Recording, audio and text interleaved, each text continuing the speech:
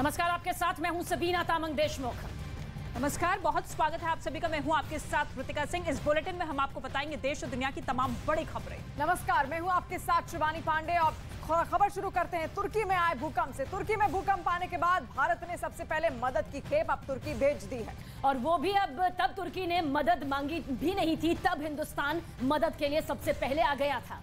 दरअसल भूकंप आने की सूचना मिलने के फौरन बाद ही बैठक का दौर शुरू हुआ और वहीं से ऑपरेशन दोस्ती की तैयारी पूरी कर ली गई। और जैसे ही तुर्की ने मदद के लिए हामी भरी, भारत ने अपने जांबाजों को तुर्की में लोगों के रेस्क्यू के लिए लगा दिया।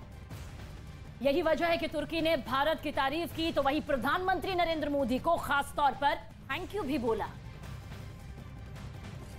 So we were given the go-ahead in the 12:30 meeting held under Dr. P.K. Mishra of the PMO, and but NDRF had been preparing for such deployments for the last several months actually, because we are looking for an international certification, and we had two teams partially ready at two locations: Ghaziabad 8th Battalion and Kolkata 2nd Battalion. तो भारत देखिए quick responder रहा है तुर्की तक मदद पहुंचाने के लिए। तुर्की में भारत की ओर से युद्ध स्तर पर रेस्क्यू ऑपरेशन चलाया जा रहा है। तुर्की मुसीबत की इस घड़ी में मदद मांग रहा है और उससे पहले ही भारत में ऑपरेशन दोस्त की तैयारी शुरू हो गई थी। और अब आपको मिनट बाय मिनट ऑपरेशन दोस्त की पूरी कहानी यहाँ पर हम बताते हैं। दरअसल 6 फरवरी को भारतीय वक्त के मुताबिक सुबह 6:58 पर तुर्की में भयानक भूकंप यहां पर आया था, जिससे पूरा तुर्की दहल गया।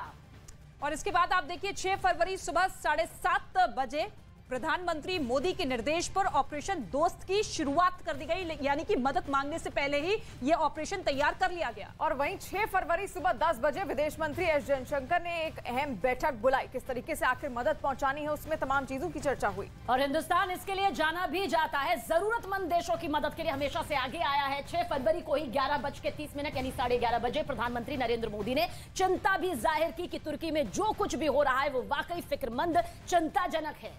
और उसके बाद आप टाइमलाइन देखिए, दोपहर 12:30 पर ऑपरेशन दोस्त के लिए हाई लेवल बैठक हुई, यानी कि बैठकों का दौर इसी के साथ शुरू हो चुका था।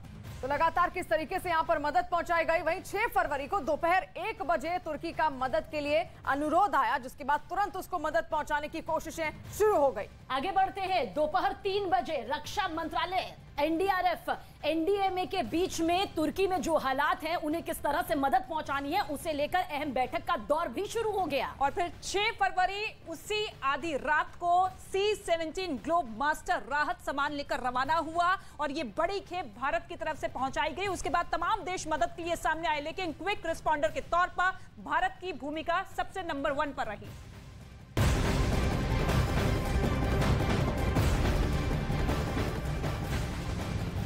तो तुर्की और सीरिया में आए भूकंप में अब तक 15,000 से ज्यादा लोगों की मौत हो चुकी है। तो वहीं अकेले तुर्की में 12,000 से ज्यादा लोगों ने अपनी जान गंवाई। लेकिन इन सबके बीच भी उम्मीद जिंदा है। तुर्की के कई शहरों में रेस्क्यू ऑपरेशन चल रहा है, जहां लोगों को मलबे के नीचे से निकालने का काम अब भी जारी है।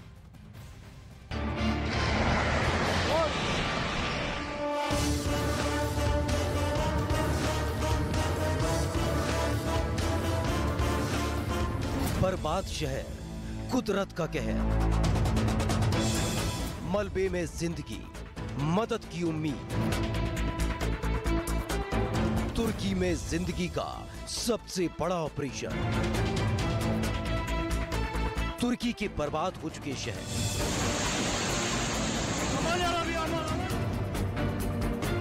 तुर्की की तबाह हो चुकी सड़कें,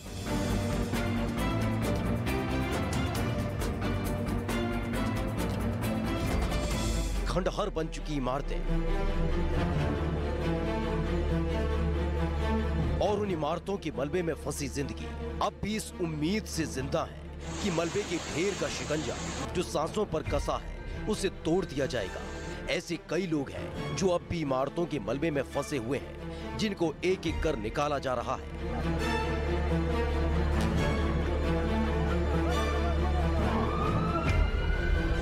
मां बेटी ने जीती जिंदगी की जंग। मलबे के ढेर में तब्दील हो गई ये इमारत कभी खूबसूरत आशियाना हुआ करता था, लेकिन जब तुर्की की जमीन थर्राने लगी तो ये इमारत सूखे पत्ते की तरह हिलने लगी और चंद सेकंड के अंदर ही कुदरत के कहर के आगे इस इमारत ने घुटने टेक दिए। पूरी की पूरी इमारत जमींदोज हो गई और बचा तो सिर्फ मलबा ही मलबा और खंडहर हो चुकी इमारत।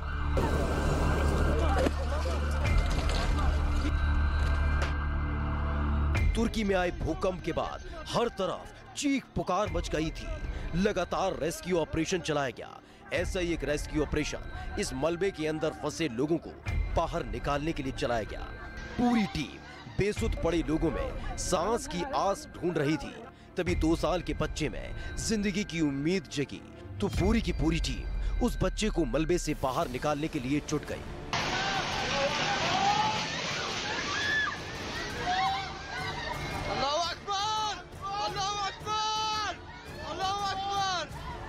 एक एक पत्थर को बड़ी ही सावधानी से हटाया गया और जब गोद में लेकर टीम उस 2 साल के बच्चे को बाहर आई तो लोगों ने भी राहत की सांस ली।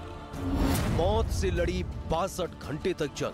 तुर्की के गाजियांटेप में भी एक लड़की ने मौत को हरा दिया जब हर तरफ मलबे के ढेर और चीख पुकार के बीच रेस्क्यू ऑपरेशन चल रहा था तो एक इमारत के मलबे में फंसी एक लड़की को टीम ने बड़ी मशक्कत के बाद बाहर निकाला। आपदा के 62 घंटे बाद उस लड़की ने जिंदगी की जंग जीत ली जिसे इलाज के लिए अस्पताल भेज दिया गया। तुर्की में जारी ऑपरेशन जिंदगी। तुर्की के अदाना में भी कुदरत का प्रकोप देखने को मिला था जहां पूरा शहर मलबे के ढेर में तब्दील हो गया था। ऐसे में लगातार रेस्क्यू ऑपरेशन चलाया जा रहा है। मलबे के नीचे दबे लोगों को बाहर निकाला जा रहा है तो वहीं कई लोगों ने इस आपदा में अपनी जान गंवा दी।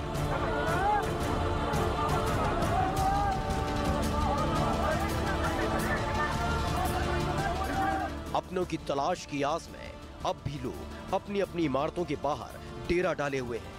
एक तरफ रेस्क्यू टीम लगातार अपने काम में जुटी हुई है तो वहीं दूसरी तरफ लोग टकटकी लगाकर देख रहे हैं कि शायद जो उनका अपना उस मलबे के ढेर में फंस गया है वो जिंदा वापस लौट सके।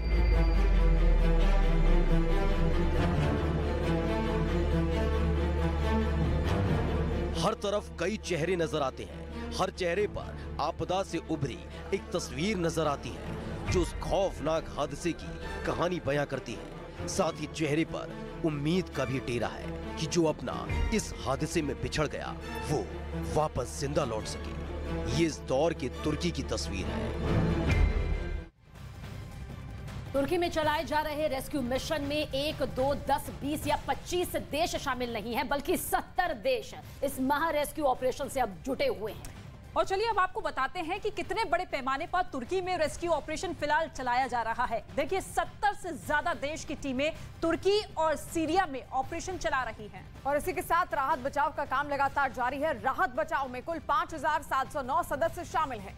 तुर्की में मिशन रेस्क्यू में 22 पानी के जहाज, 160 विमान और हेलीकॉप्टर्स का भी इस्तेमाल किया जा रहा है। इसके साथ ही भूकंप प्रभावित इलाके में 140 मोबाइल किचन चलाए जा रहे हैं। और वहीं प्रभावित क्षेत्र में 13,07,929 टेंट लगाए गए हैं ताकि लोगों को शरण दी जा सके। वहीं भूकंप प्रभावित क्षेत्र में 1,01,304 बेड की भी व्यवस्था की गई है जहां घायलों का पूरी तरह से इलाज जारी है। वहीं ठंड से बचाने के लिए 12,55,500 कंबल की व्यवस्था की गई है क्योंकि तुर्की और सीरिया में कड़ाके की ठंड फिलहाल पड़ रही है।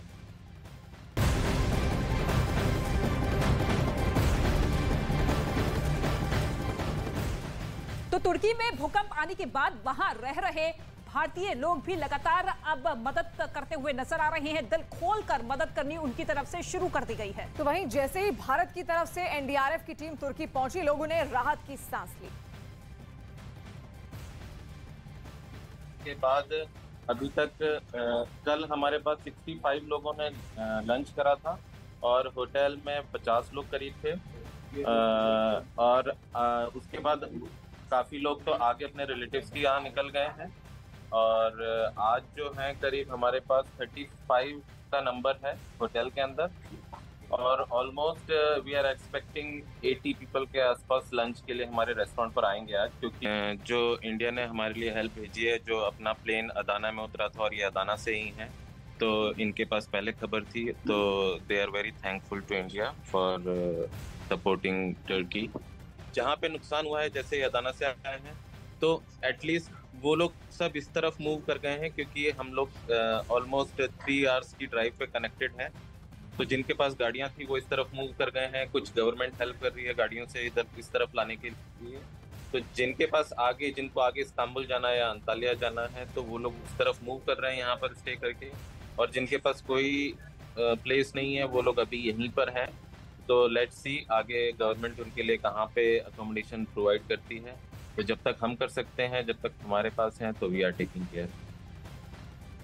यहाँ पे आया, कल रात को भी मैं यहाँ पे था, फिर आज सुबह फिर वापस आया।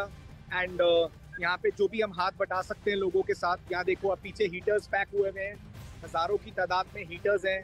यहाँ पे बच्चों के डायपर्स और टिश्यूज हैं।